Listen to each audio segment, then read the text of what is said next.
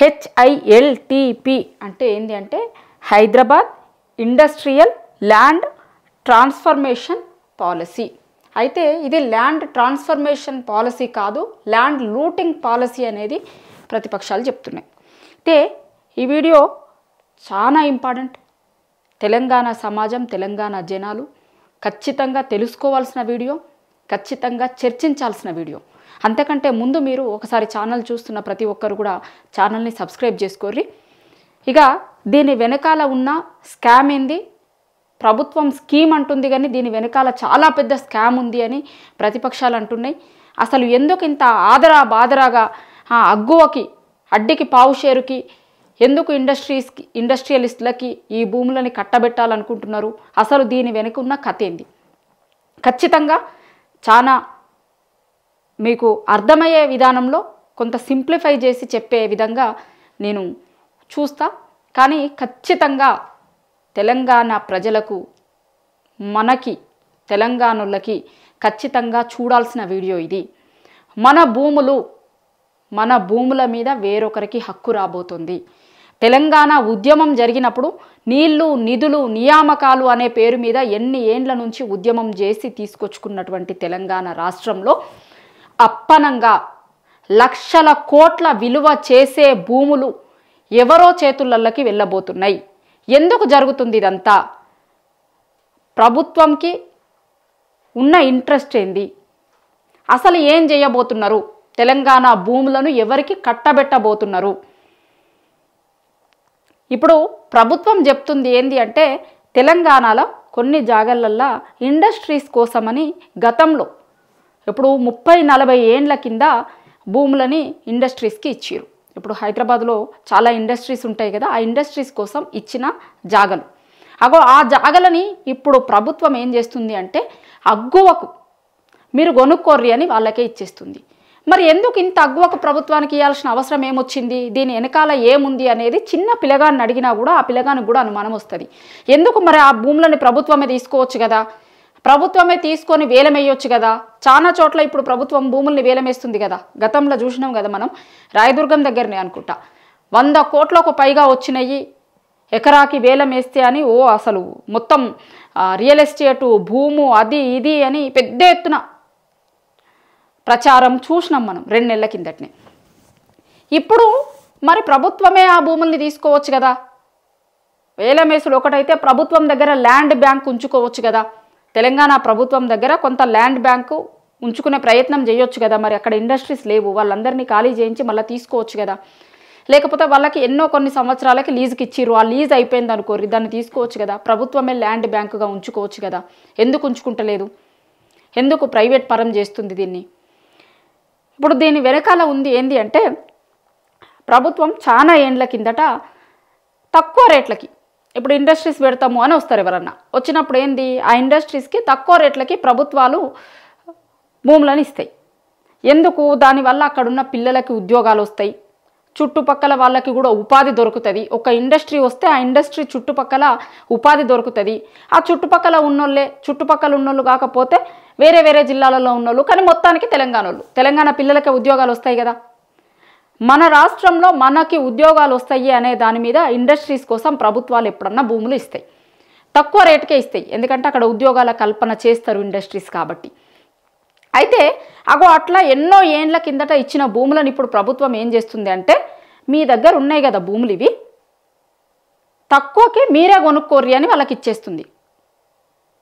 కొనుక్కున్న తర్వాత వాళ్ళు అక్కడ ఆ ప్లేస్లో పార్కులు పెట్టుకోవచ్చు, లేకపోతే కమర్షియల్ కాంప్లెక్స్లు కట్టుకోవచ్చు, ఇంకా కమర్షియల్ యాక్టివిటీ ఏమైనా చేసుకోవచ్చు, అపార్ట్మెంట్లు కట్టుకోవచ్చు, విల్లాలు వేసుకోవచ్చు, గేటెడ్ కమ్యూనిటీలు కట్టుకోవచ్చు, ఇక మీరు ఏమన్నా చేసుకోరు అంటుంది. ఎందుకు ఇవ్వాలి మరి వాళ్ళకి? ఏం అవసరం వచ్చింది అంత తక్కువకి? నిజంగా ఇండ్లు కట్టించే అవసరమే ఉంటే మీరే తీసుకొని ఇందిరమ్మ ఇండ్ల లాంటివి కట్టియొచ్చు కదా. ఇప్పటికీ హైదరాబాద్లో చాలామంది పేదోళ్ళు ఇండ్లు లేకున్నోళ్ళు ఉన్నారు కదా, మరి వాళ్ళకి ఇండ్లు కట్టియొచ్చు కదా. ఆడ ఎందుకోసమని వాళ్ళకి ఇస్తున్నారు ఈ భూములు? ఒక్కసారి జీవో చూపిస్తాను నేను మీకు, చూపించిన తర్వాత మిగతాది మాట్లాడదాం మనం. ఇది ప్రభుత్వం ఇచ్చిన జీవో, 22 తారీఖు రోజు ఇచ్చిన జీవో. ఇది Hyderabad industrial land transformation policy HILTP, ఇంకా దీంట్లోనే ఉంది. లొసుగంతా. దీని పేరు మీద ఇంతకుముందు నేను చెప్పిన కదా మీకు ఇండస్ట్రీస్కి జాగలు ఇచ్చిరని. గతంలో ఐడిఏ, నాచారం, మల్లాపూర్, చెర్లపల్లి, మౌలాలి, ఉప్పల్, కూకట్పల్లి, జీడిమెట్లలో ఇండస్ట్రీస్ ఉంటాయి కదా, బాల్నగర్, సనత్ నగర్, మేడ్చెల్, ఇట్లా దగ్గర దగ్గర 22 జాగల్ని ప్రభుత్వం ఐడెంటిఫై చేసింది. ఈ 22 జాగల దగ్గర ఉన్న భూమి ఎంత అంటే 9,292 ఎకరాలు. 9,000 ఎకరాల భూమిని ఇప్పుడు ప్రభుత్వం అగ్గువకు సగ్గువకు ఈ ఇండస్ట్రీస్ వాళ్ళకే ఇస్తుంది. ఇగో ఐడిఏ నాచారంలో వీళ్ళ దగ్గర ఉన్న భూమి ఎంత, ఇగో టోటల్ ఎకరాలలో ఉంది 700 ఎకరాలు ఉంది ఇక్కడ. అట్లనే మల్లాపూర్లో 240 ఎకరాలు. దీన్ని ఏం చేస్తుర్రు అంటే ఇప్పుడు ఇండస్ట్రీస్కి ఇచ్చేటప్పుడు చాలా తక్కువ రేటుకి ఇస్తారు. నేను ఫస్ట్ చెప్పిన కదా, అక్కడ పిల్లలకి అక్కడే ఉద్యోగాలు వస్తాయి, ఉపాధి దొరుకుతుంది అనే దాంతో తక్కువ రేటుకి ఇస్తారు. అట్లా ఇచ్చిన దాంట్లో చాలా ఏమైనాయి అంటే ఇప్పుడు గతంలో ఈ జీడిమెట్ల లేకపోతే ఉప్పలు, మౌలాలి ఇదంతా కూడా వాళ్ళు ఇచ్చినప్పుడు 30-40 ఏండ్ల కిందట సిటీ అంత దూరం పోలే, అదంతా ఏదో సిటీ అవతలలో ఉంటుండే. ఇప్పుడు సిటీ మధ్యలోకి వచ్చేసినాయి. చాలా వాటిలలో కంపెనీలకు ఇచ్చినటువంటి దాంట్లలో కంపెనీలు మూసేసిరు. కొంత ఇచ్చిన జాగాలో సగంలోనే కంపెనీ నడుపుతున్నారు, ఇంకొక సగం ఖాళీగానే ఉంది. ఇంకా కొన్ని రకరకాల కారణాలతోని లాస్ అయ్యో ఇంకొకటయ్యో వాళ్ళ కంపెనీలు పెట్టలేదు అనుకోరు. అట్లా ఖాళీగా ఉన్న జాగా ఉంది కదా, అట్లా ఉన్న జాగా ఉంది. దాన్ని ఇప్పుడు వాళ్ళు ప్రభుత్వం వాళ్ళకి 30% కట్టి వాళ్ళు ఓన్ చేసుకోవచ్చు. వాళ్ళ పేరు మీదకి భూమి మారిపోతుంది. మామూలుగా ప్రభుత్వాలు భూములు ఇచ్చేటప్పుడు ఇండస్ట్రీస్కి ఎట్లా ఇస్తాయి అంటే లీజుకి ఇస్తాయి. 90 సంవత్సరాలను ఇట్లా కొన్ని సంవత్సరాల వరకు లీజుకి ఇస్తాయి. లీజ్ అయిపోయిన తర్వాత మళ్ళీ లీజ్ని ఎక్స్టెండ్ చేసుకోవడమా, లేకపోతే కొన్నిసార్లు అక్కడ దేనికోసం అయితే తీసుకున్నారో అది జరగకపోతే ప్రభుత్వాలు మళ్ళీ ఆ భూములను వెనక్కి తీసుకున్న సందర్భాలు కూడా ఉంటాయి. గతంలో చాలా సందర్భాలలో కూడా ఇట్లా జరిగినాయి, తీసుకుంటారు. ఇప్పుడు ప్రభుత్వం ఏమంటుంది అంటే నేను మీకు చాలా సింపుల్గా అర్థమయ్యేటట్టు చెప్తా. ఇప్పుడు రూపాయి ఉంది, రూపాయి భూమి విలువ ఉందనుకోండి. వీళ్ళు ఏమంటారు అంటే కొనేటోళ్ళకి ప్రభుత్వం ఏమంటుందంటే ఆ మార్కెట్ వాల్యూ రూపాయి, కానీ మీరు 30 పైసలు ఇర్రి మీకు రూపాయి జాగ ఇచ్చేస్తాము అంటారు. 30 పైసలతోనే నీకు రూపాయి జాగ వస్తుంది. దాంట్లో నీకు ఎంత లాభం? 70 పైసలు లాభం వచ్చింది. 70 పైసల లాభం వాళ్ళకి ఎందుకు చేయాలని చూస్తుంది ప్రభుత్వం? ఇప్పుడు ఏం అవసరం లేకుండానే ప్రభుత్వం వాళ్ళకి 70 పైసలు లాభం చేస్తుందా?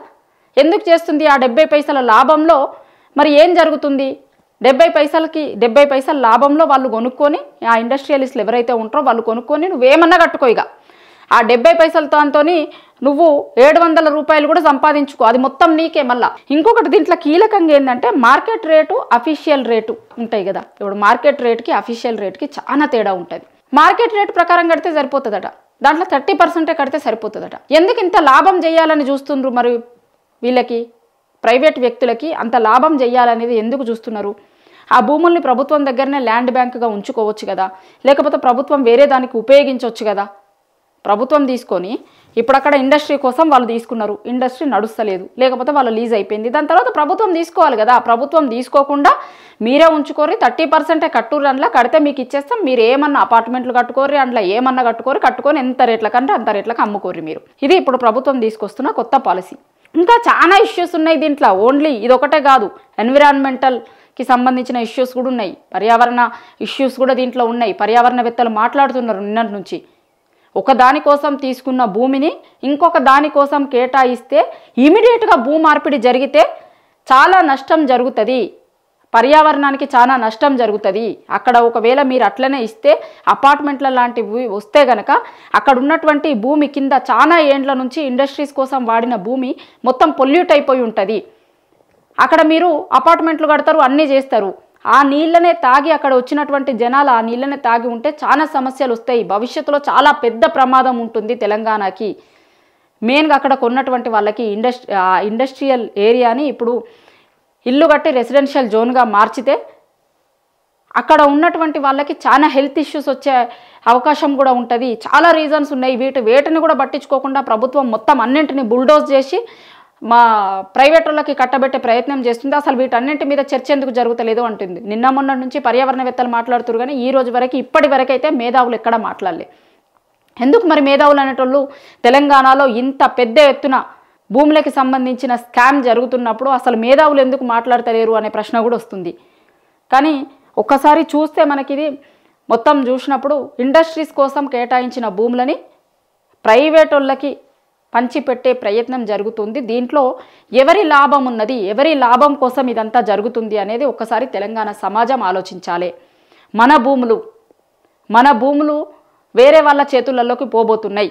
అగ్గువకి సగ్గువకి వేలమేసి వాళ్ళకి ఇస్తుంది. కాబట్టి తెలంగాణ సమాజం అందరూ కూడా ఒక్కసారి ఆలోచించుకోవాలి, ఆలోచన చేయాలి. ఏం జరుగుతుంది ఈ భూముల వేలం ఈ భూములని వాళ్ళకి ఇవ్వడం వెనకాల, ఎందుకని ప్రభుత్వం భూములని అమ్మేస్తుంది వీటిని, అసలు ఏం జరుగుతుంది దీని వెనకాల అనేది ఖచ్చితంగా తెలంగాణలో ఉన్నటువంటి వాళ్ళందరూ కూడా ఆలోచించుకోవాలి అని చేసిన వీడియో ఇది.